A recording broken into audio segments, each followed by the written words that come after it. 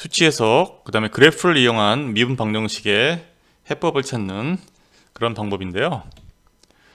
보통 미분 방정식 자체를 구하는 게 쉽지 않습니다. 미분 방정식이 도함수를 포함하는 방정식이라고 했었죠, 앞에서. 미분 방정식을 풀거나 해를 구한다는 것의 의미는 미분 방정식을 만족하는 어떤 미지함수의 형태를 찾는 것을 의미한다고 했습니다. 자, 그런데 그게 쉽지가 않습니다. 여기까지 1개 미분 방정식, 1개 선형 미분 방정식, 2개 선형 제차, 비제차, 그 다음에 이 중에서도 이제 특별한 케이스, 여기 2개 도함수, 1개 도함수의, 그 다음에 y함수에 대한 계수가 상수일 때 어떻게 푸는지 살펴봤습니다. 일반적인 상황에서는 대부분 문제가 이렇게 미분 방정식을 푸는 게 쉽지는 않아요. 정확한 해를 구하기 어려운 미분 방정식의 경우에는 수치 해석이나 그래프를 이용해서 특수해를 이제 구합니다. 그래서 근사적인 그런 방식인 거죠. 계산적인 방식이고요. 그리고 특수해 자체를 못 구하면 미분 방정식의 특성을 우리가 일부분 해석해서 그것을 이용하는 것이죠. 자, 여기서는 첫 번째 나온 방법이 오일러 방법이라고 하는 것입니다. 근데 여기서는 이제 이렇게 주어진 초기 조건하고 dy over dx equal 어떤 라지 fxy로 주어진 이런 1개 미분 방정식에 대해서 수치 순자법이라고 부르는 그런 방법을 살펴볼 건데요. 자, 수치 순자법은 여러 가지 방법이 있습니다. 근데 그 중에서도 이렇게 y x 플러스 h가 이렇게 테일러 전개에 기반해서 표현되어졌을 때 어떻게 우리가 미분 방정식 본래의 함수 y를 구하는지 그 방법을 살펴보려고 하는데요. 이게 테일러 전개에 기반을 하고 있거든요. 우리가 앞에 부분에서 앞에 부분 수열하고 그다음에 급수 파트에서 테일러에 대해서 배웠죠. 너무 오래돼서 아마 기억이 잘 가물가물 하실 텐데 다시 한번 복습하는 그런 시간을 갖도록 하겠습니다. 자, 테일러 급수를 공부하기 전에 몇 급수에 대해서 먼저 살펴봤어요. 그게 1.3절에 나오는 그런 내용인데요. 몇 급수와 수렴 반경에 대한 내용입니다. 자, 몇 급수는 파워 시리즈라고 이렇게 영어로 부르는데요. 이 거듭 제곱의 형태로 x의 n승의 꼴로 이 적당한 개수를 가지고 an을 가지고 무한한 항들에 대해서 이렇게 썸을 해주는 그런 형태로 주어지는 급수를 의미합니다. 자, 몇 급수 주어진 수열 cn에 대해서 이렇게 서메이션 n은 0서부터 무한대까지 cn 곱하기 x의 n승의 이런 꼴을 가지면 이렇게 표현되어지는 급수를 사실 얘를 전개해보면 c0 더하기 c1x 더하기 c2x의 제곱 c3x의 3승 이런 식으로 나가겠죠. 이렇게 표현되어지는 급수를 x는 0을 중심으로 하는 몇 급수라고 이제 부릅니다. 그리고 그렇지 않고 x가 0이 아니고 x가 a를 중심으로 하는 몇 급수는 서메이션 n은 0서부터 무한대까지 cn 곱하기 x 빼기 a의 n승으로 이렇게 표현되어지는 급수를 의미하게 되고요. 하나씩 풀어서 이렇게 해보면 c0 더하기 c1 곱하기 x 빼기 a 더하기 c2 곱하기 x 빼기 a의 제곱, 자, 이런 식으로 이렇게 표현이 되어지는 급수를 의미하게 되는 것이죠. 자, 이거 배울 때 근사값 함수의 근사값 계산이라든지 자연과학의 여러 분야에서 유용하게 쓰인다 그랬죠. 이게 이제 현재는 미분 방정식을 풀 때도 얘를 사용할 수 있다 이제 하는 것인데요. 좀 더 보시면요. 우리가 이렇게 정의된 몇 급수, 0을 중심으로 하든지 어떤 특정한 점 A를 0이 아닌 점을 중심으로 하는 몇 급수에 대해서 특별히 관심 있어 하는 몇 급수는 얘가 수렴하는 몇 급수일 때 관심이 있어요. 그게 이제 뒤에 테일러 급수하고 연관되는 그런 내용이기도 한데, 자, 어쨌든 그래서 얘가 어떨 때 수렴하지 하는 것을 우리가 살펴봤었죠. 그것이 절대 수렴을 위한 비율 판정법을 적용해가지고 이런 꼴에 대해서 몇 급수에 대해서 우리가 수렴하는 모습이 세 가지로 나눠질 수 있구나 하는 것을 정리했었습니다. 그래서 그냥 x가 a라는 점에서만 수렴하는 케이스가 있고요. 이때 수렴 반경은 0입니다. 점 하나 있으니까요. x 대신 a 넣으면 얘는 다 0이 되고 사라지겠죠. 모든 x에 대해서 수렴하는 케이스가 있어요. 이때 수렴 반경은 R이 무한대가 되겠죠. 무한대의 길이를 갖는 이런 큰 원. 그 다음에 마지막 케이스는요, x 빼기 a의 절대값이 r보다 작은 그런 구간에서 수렴하고 x 빼기 a의 절대값이 r보다 큰 구간에서는 발산하는. 그래서 이때 수렴 반경이 r인 어떤 특정한 값 r이에요. 무한대가 아니고 0도 아니고 그 사이에 있는 어떤 값이 되겠죠. 이런 세 가지 케이스로 우리가 나눠서 구분해 볼 수 있었다 하는 것이고요. 그래서 이제 여러 가지 케이스들에 대해서 어떨 때 수렴하는지 이런 것들을 이제 우리가 확인해 봤었죠. 예제 문제를 통해서.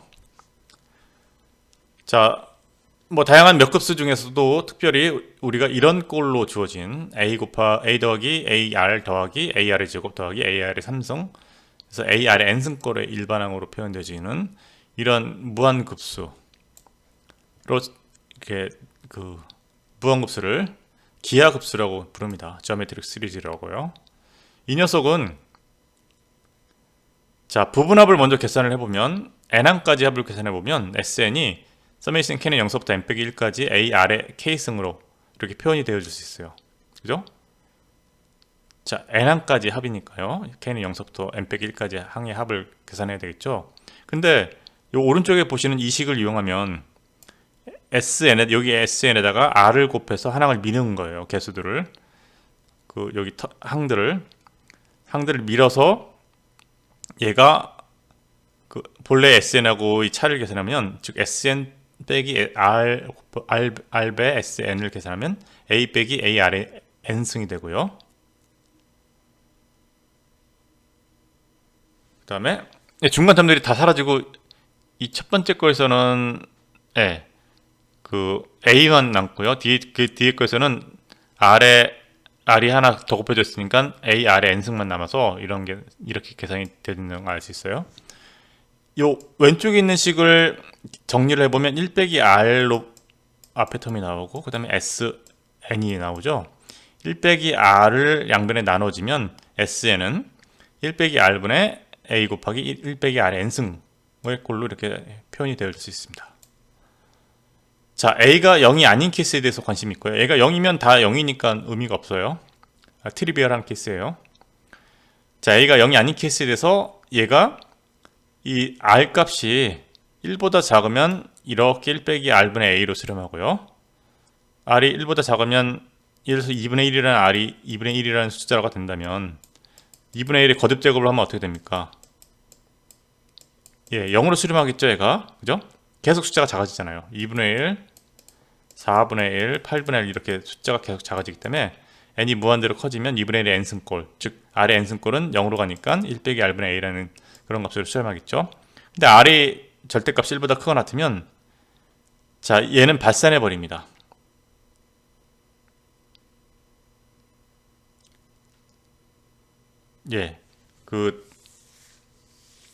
따라서 이 두 가지 케이스로 나눌 수 있는데 여기 r이 1인 케이스에 대해서는 1의 n승은 1이니까 1 빼기 1은 0이 되겠죠. 이때는 이제 수렴하는 케이스가 이제 되고요. 그래서 오타가 있습니다. 그래서 r은 1이 아닐 때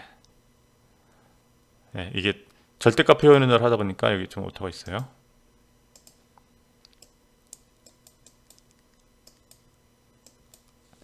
여기 이제 r이 그러니까 여기서 1 빼기 r을 나눌 때 다시 말씀드리면 여기서 r이 1인 거를 고려해야 되는 케이스는 이 첫 번째 주어진 첫 식에서 고려를 해야 되는 것이고요. 그때 r에다 1 넣으면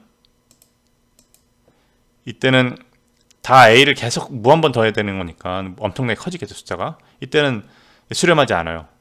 그러니까 여기서 다시 말씀드리면 아까 좀 전에 말씀드린 거 수정해서 절대값 r이 1인 케이스에 대해서는 이 첫 번째 식을 보고서 발산한다는 걸 알 수 있고요. 그 다음에 r이 마이너스 1인 케이스에 대해서는 이게 마이너스 1의 n승꼴로 표현되어지는 거니까 이때는 이제 발산한다는 것을 우리가 앞에서 증명을 했었죠. 교대급수로. 그 다음에 이게 r이 1보다 절대값 r이 1보다 큰 케이스라고 한다면 그냥 전체가 다 그냥 무한정 커지는 그런 식의 상황이 되니까 이때는 sn이 발산하는 케이스가 되는 거죠. 자, 세 가지 케이스에 대해서 다 발산하니까 절대값 r이 1보다 크거나 같은 그런 경우에 얘가 발산한다 하고 우리가 정리해 볼 수 있는 것이죠. 자, 어쨌든 우리가 이런 몇 급수에 대해서 특별한 이런 몇 급수, 이 기하급수에 대해서 얘가 언제 수렴하는지 이런 것들을 몇 급수의 수렴 반경을 기준으로 해서 얘를 정리해 볼 수도 있어요. 이렇게.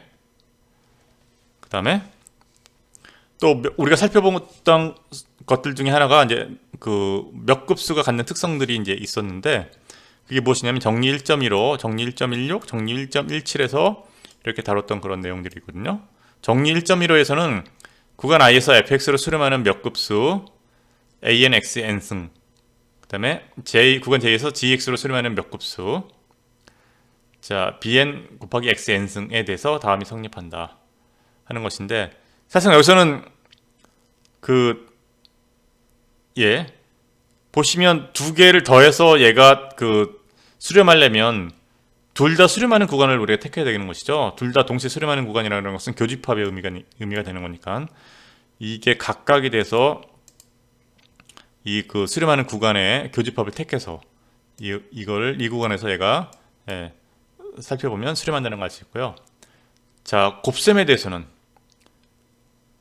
자, 이 수렴하는 결과값이 fx 곱하기 gx인 경우에는 얘가 마찬가지로 자, 이렇게 정의된 이 급수가 구간 i하고 j의 교집합에서 두 함수의 곱으로 정의된 결과되는 함수로 수렴한다는 걸 알 수 있습니다. 사실상 여기서는 이제 이 fx가 앞에서는 몇 급수에 대한 내용만 일단 먼저 다루려고 했던 것이고요. 무슨 얘기냐? 여기서는 그냥 급수의 모양이 이런 그런 경우에 대해서 우리가 다루고 있는 것이다 하는 그런 건데, 얘를 특정한 함수랑 연계시켜서 다루는 것은 테일러 급수에서 다루는 것이고요. 그 중간 단계에서 몇 급수가 갖는 특성들을 우리가 다룰 때 여기 나오는 fx나 gx에 대한 것들은 이런 성질들을 설명하기 위해서 우리가 설명을 위해서 등장하는 그런 함수라고 이제 보시면 됩니다. 특정한 함수에 대해서 얘를 몇 급수랑 연계시키는 그런 과정은 테일러의 정리라고 하는 정리를 통해서 우리가 가능한 것이고요. 좀 더 뒤에 나옵니다. 자, 정리 1.6에 대한 내용은 몇 급수의 미분과 적분에 대한 내용인데요. 주어진 함수 fx가 이렇게 몇 급수로 표현 가능하다고 가정했을 때, 그 다음에 얘의 수렴 반경이 라지 r이라고 가정해보면요. 그러면 얘는 그냥 이렇게 정의에 의해서 fx는 절대값 x 빼기 a가 라지 r보다 작은 구간에서 미분 이제 가능하고요. 그러니까 얘가 급수 표현을 갖게 되면 이 구간에서 미분 가능합니다. 첫 번째 결과가. 두 번째는 뭐냐면 요 f'x를 계산하는 것은 그 결과값은 뭐랑 똑같냐면 요 서메이션 안쪽으로 싹 들어가 가지고 요 안에 있는 녀석들을 미분치는 결과값을 다시 서메이션해서 계산한 그 값하고 똑같이 된다 하는 결과예요. 이때는 이제 수렴하는 구간이 절대값 x 빼기 a가 r보다 작을 때인 구간이고요.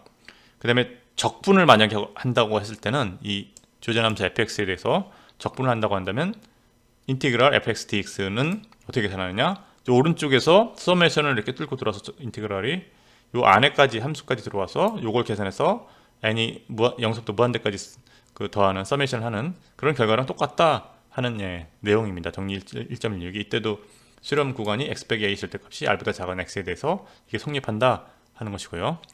정리 1.17은 원점을 포함하는 구간 i에서 수렴하는 두 개의 몇 급수, 자 요거랑 여기 서메이션 빠졌는데 요 두 개가 모든 x, 이 구간에 있는 모든 x에 대해서 자 같았어요. 이 몇 급수 값이 같았어요. 그러면 우리가 요 개수들이 모든 n, 0보다 크거나 같은 모든 n에 대해서 개수가 같다 하는 결과를 이제 얻었었죠. 그래서 몇 급수가 갖는 특성들을 이렇게 세 가지 정리로 우리가 구분해서 알 수 있고요.